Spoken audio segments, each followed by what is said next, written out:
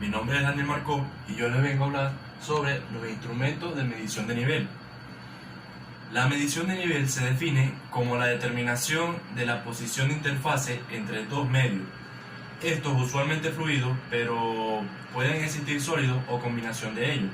El instrumentista debe conocer de las diferentes técnicas de medición disponibles para así poder realizar una selección e implementación del sistema más acorde. Los dispositivos de medición de nivel trabajan midiendo la altura del líquido sobre una línea de referencia, la presión hidrostática y el desplazamiento producido en un flotador por el propio líquido contenido en el tanque de proceso. Entre los instrumentos de medición de nivel tenemos los flotadores industriales. Estos consisten en un flotador situado en el seno del líquido y conectando el exterior del tanque, indicando directamente el nivel mediante una conexión mecánica, magnética o hidráulica. El flotador puede destacarse en el tubo guía por un eventual depósito de sólido.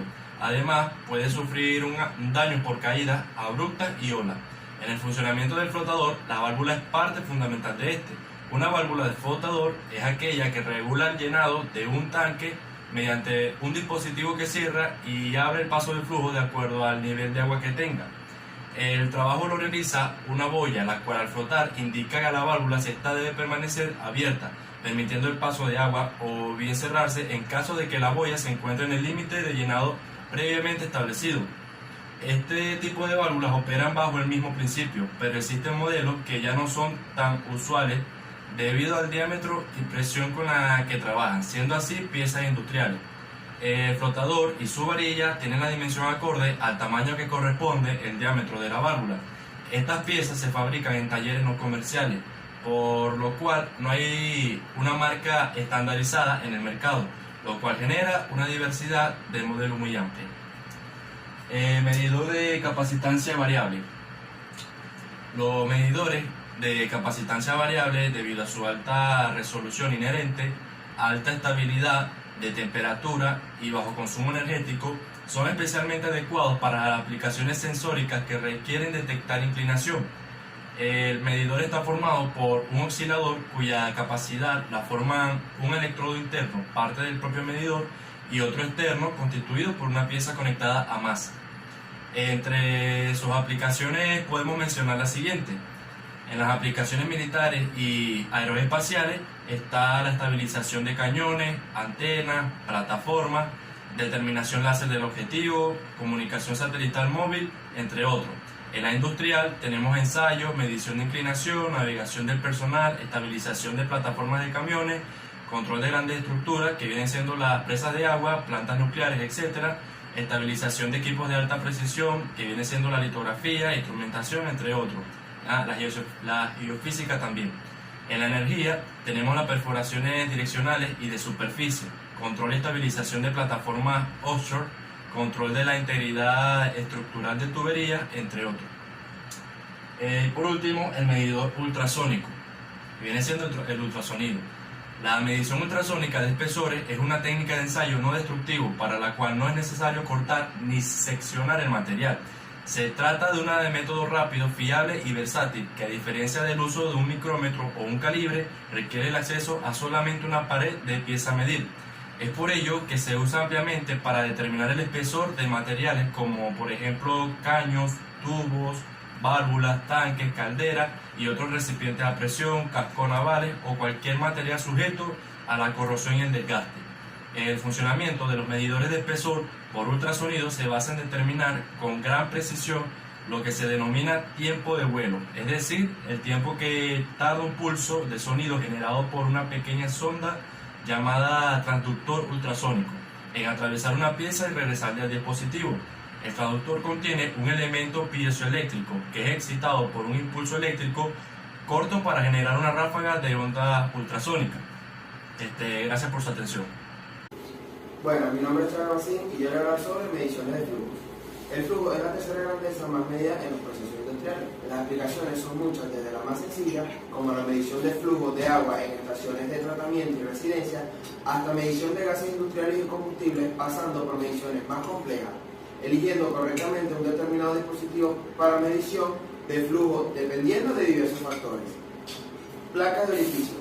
Cuando una placa con un orificio se coloca en una forma concéntrica dentro de una tubería, esta provoca que el flujo se contraiga conforme se aproxima al orificio.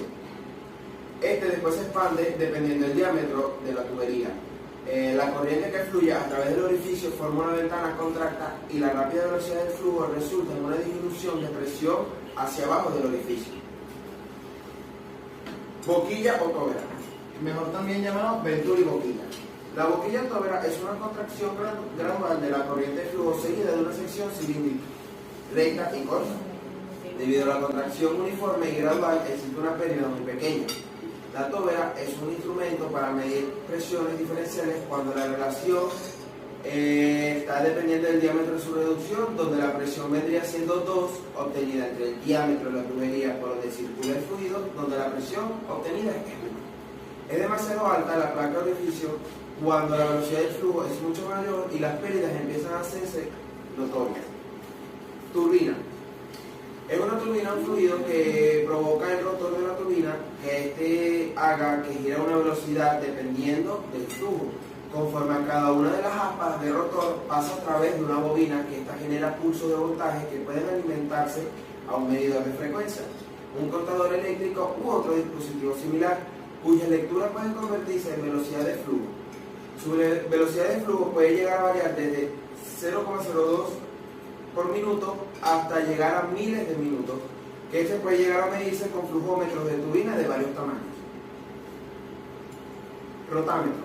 El rotámetro es un medidor de área variable que consta de un tubo transparente, cónico y un medidor de flotador, más pesado que el líquido, el cual este se desplaza hacia arriba y por el flujo ascendente de un fluido de la tubería. Este tubo se encuentra graduado para leer directamente el caudal.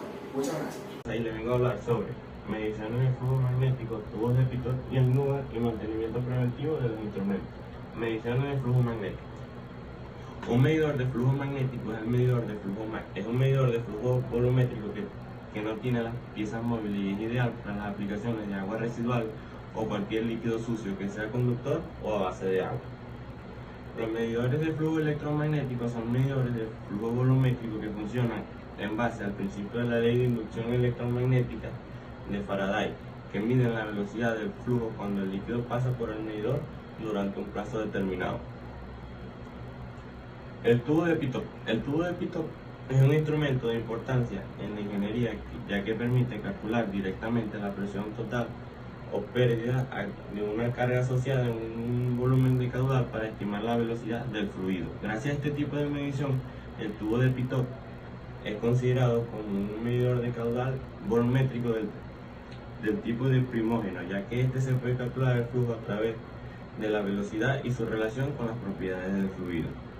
El tubo de Pitot lleva por nombre, gracias a su inventor Henri Pitot, quien lo inventó en el siglo XVIII para medir la velocidad del río Sena. El tubo de Pitot es un medidor de caudal bastante económico y fácil de implementar, ya que este trabaja con variables sencillas para manejar como la presión y las propiedades del fluido a estudiar una temperatura determinada. En este artículo describimos que un tubo de Pitot, cuál es su funcionamiento y las principales aplicaciones del tubo de Pitot. El tubo de Alnúbar. El tubo de Alnúbar es una innovación del tubo de Pitot que consta con un tubo exterior situado a lo largo de un diámetro transversal en la tubería y uno de los tubos interiores. El tubo consta con 4 orificios de agua arriba de la corriente que se utilizan para interpolar los perfiles de la velocidad, realizar un promedio, y otro orificio en el centro del tubo, pero en la cara de agua debajo de la corriente. De los 2 tubos que se encuentran en el interior, uno sirve para promediar las presiones obtenidas en los 4 orificios, midiendo la presión total, mientras que el otro tubo se encuentra en la parte posterior, mide la presión estática en el orificio central, aguas debajo de la corriente.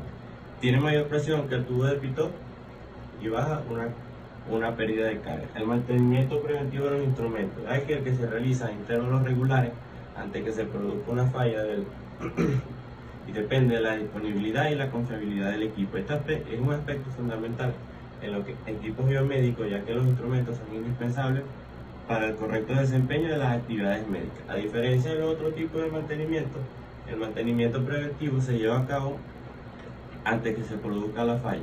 Es por eso que se realiza a intervalos irregulares. Este mantenimiento refleja la ventaja de prevención sobre las resoluciones de situaciones de emergencia, lo cual está absolutamente aprobado en todas las órdenes. El mantenimiento preventivo es de suma importancia crucial y ocupa el primer lugar en la orden de la política del servicio técnico de infinidad de empresas en todo el mundo. Se considera un aspecto fundamental de la atención técnica que brinda los instrumentos a nuestro cliente, ya que el equipo tenga una respuesta confiable, y esto depende de la gestión de un mantenimiento. Buenos días, mi nombre es Antonio González y les voy a hablar sobre los símbolos e identificación de los instrumentos norma ISA S5.1. En los diagramas de instrumentación y canalización es importante y fundamental la identificación de los instrumentos que lo conforman. Esta identificación se hace mediante un código al que comúnmente se le denomina tag del instrumento, el cual consiste en un arreglo de letras. Cada instrumento o función a ser identificado es designado por un código alfanumérico o número de etiqueta, como se muestra en la figura número 2 que les explicaré a continuación. En un lazo las partes se identifican con una etiqueta generalmente común a los instrumentos o funciones pertenecientes al lazo. Se pueden agregar un sufijo o prefijo para completar la identificación. En este cuadro podemos ver que la primera letra es la variable, las letras sucesivas son las funciones como un controlador o convertidor, el número de lazo que indica el control del diagrama y el sufijo que se usa para diferenciar dos o más instrumentos en un mismo lazo de control. Identificación funcional. La identificación funcional de un instrumento consiste de letras tomadas de la tabla número 1, donde se clasifican los instrumentos por su función. Incluye una primera letra, la cual es para designar la adición o variable, y una o más letras sucesivas, las cuales se usan para las funciones computadas, como por ejemplo FCB, válvula de flujo, PI, indicador de presión, LI, indicador de nivel, o LCI, un controlador. La identificación funcional de un instrumento es de acuerdo a su función y no a su construcción, así que un registrador diferencial de presión es usado en la medición de flujo, que se identifica como FR. Símbolos gráficos. Estos símbolos gráficos son destinados para ser utilizados para preparar como diagramas de instrumentación, diagramas funcionales, diagramas de lógica binaria o esquemas eléctricos. Los símbolos mostrados en las diferentes tablas de estas normas son dibujos de tamaño completo. Para su uso en los diagramas o bocetos se debe tener en cuenta el tamaño de la reducción a la hora de seleccionar dichos símbolos. Muchas gracias. Mi nombre es Luis Leger y primeramente le voy a hablar sobre un sensor. Un sensor es todo aquello que tiene una propiedad sensible a una magnitud del medio, y al variar esta magnitud también varía con cierta intensidad a la propiedad, es decir, manifiesta la presencia de dicha magnitud y también de su medida. Un sensor en la industria es un objeto capaz de variar una propiedad ante magnitudes físicas o químicas, llamadas variables de instrumentación, y transformarlas con un transductor en variables eléctricas. La propiedad de la instrumentación puede ser, por ejemplo, la intensidad lumínica, temperatura, la distancia, la inclinación, la presión, la fuerza, el movimiento, entre otros. Una magnitud eléctrica puede ser una resistencia eléctrica como un RTD, una capacidad eléctrica como un sensor numeral o una tensión eléctrica. Ahora le voy a hablar sobre los transmisores. El transmisor es un instrumento que capta la variable en proceso y la transmite a distancia a un instrumento indicador o controlador. Es un equipo que emite una señal, código o un mensaje a través de un medio. Para lograr una sesión de comunicación se requiere un transmisor, un medio y un receptor. El transmisor es un instrumento que capta la variable en proceso y la transmite a distancia a un instrumento indicador o controlador. Pero en realidad es mucho más. La función primordial de este dispositivo es tomar cualquier señal para convertirla en una señal estándar adecuada para el instrumento receptor. Es así como un transmisor capta señales tanto de un sensor como de un transductor, aclarando siempre que todo transmisor es transductor más no un transductor. Como ya sabemos, las señales estándar pueden ser neumáticas cuyos valores están entre los 3 y 15 PSI y la señal electrónica entre 4 y 20 mA. Los elementos de control. Un elemento de control es aquel que permite realizar una conexión y una desconexión de los círculos eléctricos. Existe una gran cantidad y variantes de elementos de control y mando.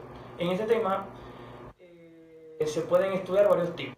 Entre los más conocidos encontramos los interruptores, que son componentes que permiten o impiden el paso de la corriente eléctrica según el estado en que se encuentra.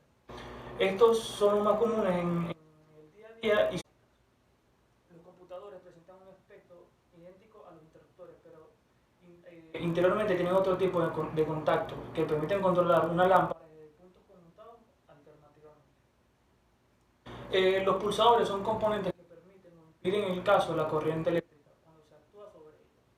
Tienen la característica de que un resorte los mantiene en una posición estable y pueden estar normalmente abiertos, es decir, desconectados o normalmente cerrados. Son los que se emplean para sonar un timbre o controlar una lámpara del interior de un frigorífico. Y la función y propósito de los PID. Estos son fundamentales para el mantenimiento y la modificación del proceso que representan gráficamente. En la etapa del diseño, el diagrama también ofrece la base para el desarrollo de esquemas de control del sistema, como el análisis de riesgo y operabilidad. En el caso de las instalaciones de procesamiento, se trata de una representación gráfica de los detalles en las tuberías de instrumentación. Los esquemas de control apagado y los requisitos de seguridad y normativa. Gracias.